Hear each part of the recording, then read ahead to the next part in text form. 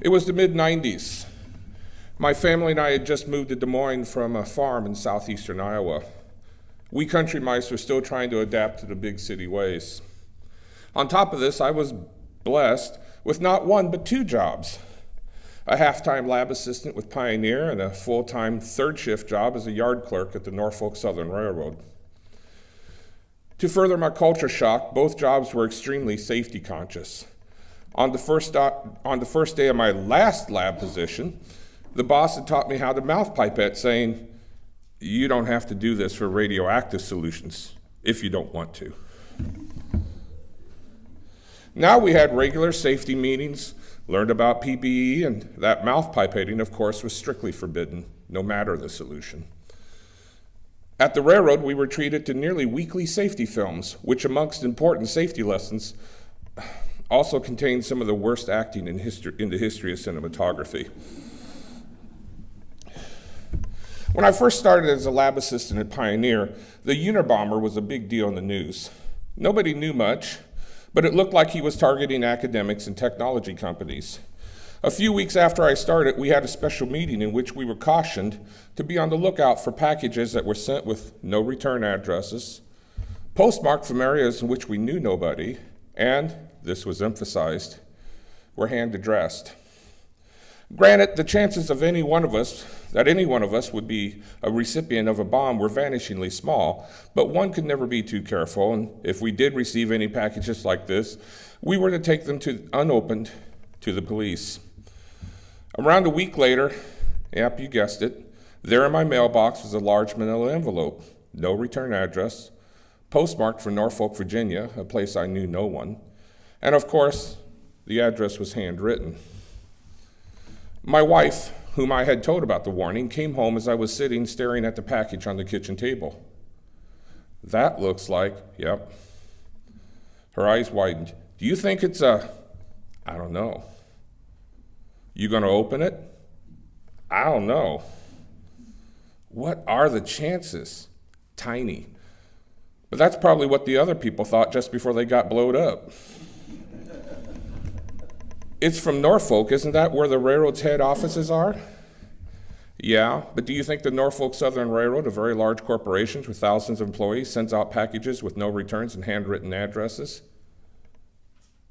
"You gonna take it to the police?" "I don't know."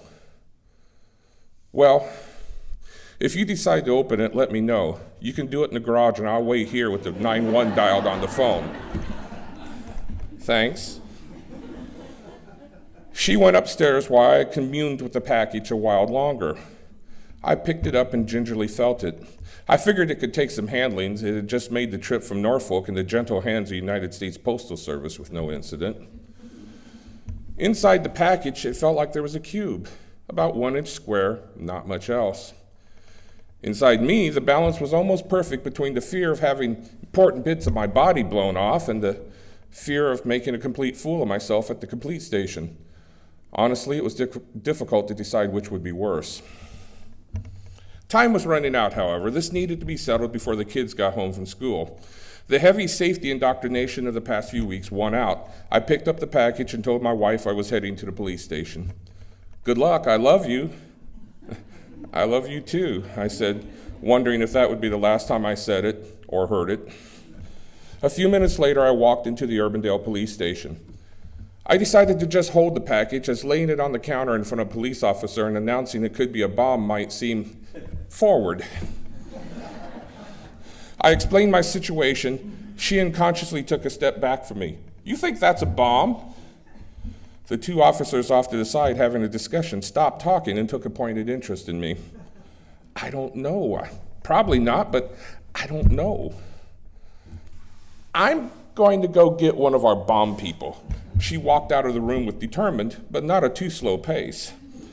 The two officers off to the side unashamedly scampered to the back. Shortly, an older officer came into the room, alone. "Now tell me everything," he said. I told him the whole story. "So they told you that someone might send you a bomb?" "No, they told us in a safety meetings to be on the lookout for packages like these, and if we got one, go to the police." And you don't know anybody in Norfolk? No. At this point, he took me back to their bomb room. It concerned me a little bit that Urbandale had a bomb room, but I decided it was best not to dwell on it at this time. Another officer was there. The story was told again while the package was passed around and fingered. One of them suggested it could be held up to a very bright light to see what there was to see. So they turned on a light box and we peered at it. Sure enough, right there in the center of the package was a square, about 1 inch on all sides, and apparently a piece of paper with illegible writing. They hemmed and hawed and scratched their heads and rubbed their chins. Finally, one of them says, "Honestly, I don't think this is a bomb. I think we'd see some wires if it were, but I can't say for sure. If it's a bomb, it's not much of a bomb at its size. How about we loan you some protective equipment and have you open it behind that shield with tongs?"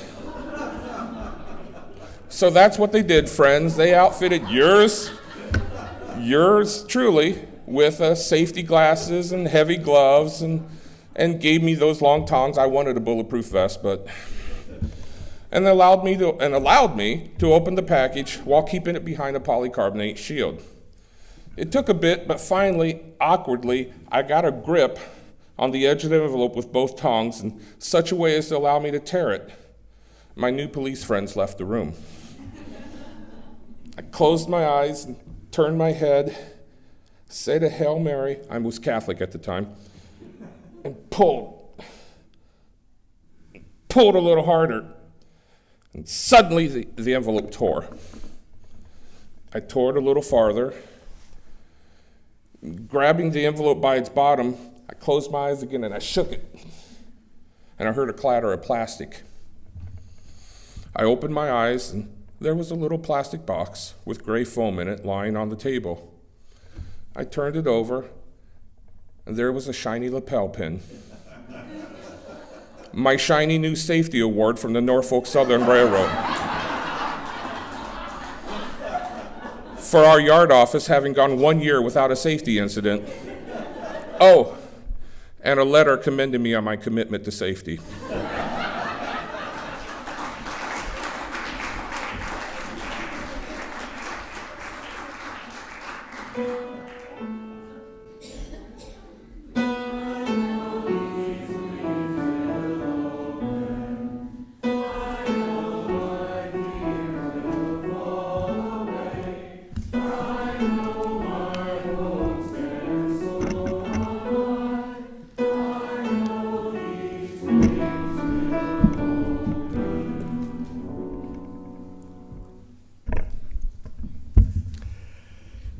That's hard to follow, Bill.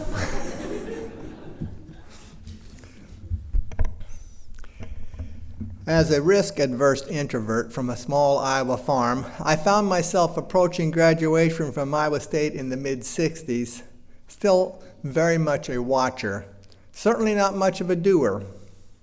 So, an invitation to ride along with a former college roommate as he moved to San Francisco, zigzagging through various national parks, and then me taking a bus back, evoked an automatic no.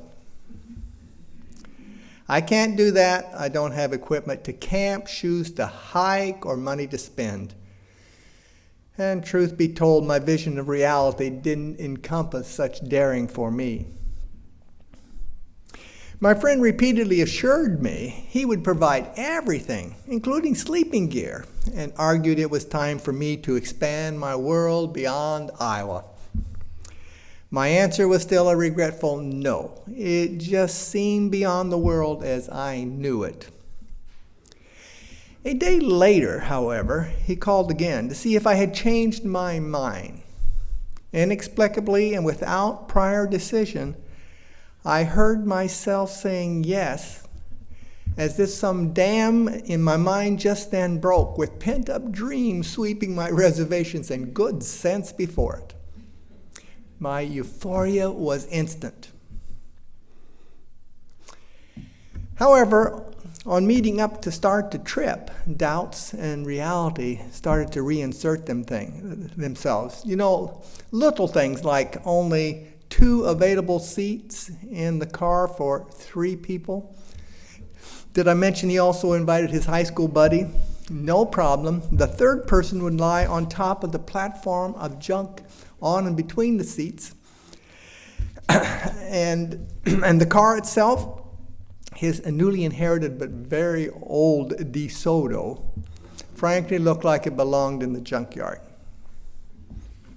And the little manner of promised sleeping equipment, the first night in the Badlands, I discovered his idea of sleeping gear for me entailed a single piece of old binder canvas and no tent. The heat of my euphoria definitely started to chill that night. And you know, the doubts and disappointments only grew from there. What had I gotten myself into? And that blankety blank car, that DeSoto, definitely didn't help. Somewhere on those long uphill grades in the Bighorns, the radiator boiled over, stranding us for hours. If I recall correctly, that happened just after the muffler started dragging and the whole exhaust system back of the motor was hacksawed off and, to my very great discomfiture, discarded as litter. But from then on, when we passed the truck going up those mountain grades, they heard us, not the other way around. Still, we drove through Yellowstone and then headed north for Glacier National, despite my real and growing concerns about the car. Its sudden loss of power steering, its grossly inadequate shocks, and worst of all, the growing tendency for the right front wheel to seize up when braking was applied too vigorously. I didn't much care for the pull to the right that caused, especially on curves to the left, nor the occasional need to back up to unfreeze the wheel. Suffice it to say that once we had traversed Glacier's going to the sun road from east to west, I, for one, was more than ready for a break from that car. It sort of wore on one's nerves. So, giving the car and our nerves a rest, we chose to hike up to Speary Glacier. You may have been there. About 9-10 miles one way with a 5,000-foot elevation gain. I packed a peanut butter sandwich, borrowed some Army jungle boots, and as a complete and utter flatland novice, stepped gingerly into my first mountain experience. The first 6 miles felt surprisingly long and hot and a real test of endurance, but I persisted. And finally, with the altitude gain came less heat and then a little stream meandering among the last small trees below the continuous rock slope above. While waiting for the other two to catch up, I rested by that shallow stream, its bed literally covered with bright pebbles of many colors. Suddenly and unexpectedly, awe and happiness swelled to fill my whole being, a real spiritual epiphany of sorts, one I've never forgotten. And the climb on above the tree line only increased my awe and feeling that I had discovered some great treasure known only to the pure and deserving. We climbed up many stair-step plateaus, skirting around each shallow pool to the upside waterfall, which led to the next plateau pool, and so on upward, until at last we overlooked the glacier and the broad sweep of snow in the full brightness of day. Then, while my friend napped, I tasted the freedoms and danger of snowfields and glacier. The freedom to experience, to be myself, and yes, the freedom to do something stupid. Perhaps unlike the whole trip itself. But all of a sudden, it all seemed wonderful. Without a doubt, something had changed for me that day on Speary Glacier. I fell in love both with the mountains and in some new way with myself. I had gained a new sense of the possible and a new sense of my own strength and daring. And from that was to grow a lifelong love of outdoor activities, including mountaineering and especially rock climbing. And perhaps even more unexpectedly, I came back to my normal life with a much sharper focus, soon to go from a very uneven undergraduate student to quite a good graduate student. It was as if I had found something both in myself and in the world worth commitment, worth loving. Even the remaining inconveniences from there on to San Francisco, partial brake repairs, the blow-in starter, the unloading of the car to allow the rear bumper to rise enough for a push, the tire blowout, and the collapsed rim, the collapsed jack, and the use of a tree to lever up the car, none of this defeated us. Despite such problems, we prevailed, and at the end, I felt surprisingly proud. It was not so much triumphing over the DeSoto and its many problems, but triumphing with the DeSoto. To do much with little, to build strength from weakness, to do that which was necessary, to just continue despite life's challenges.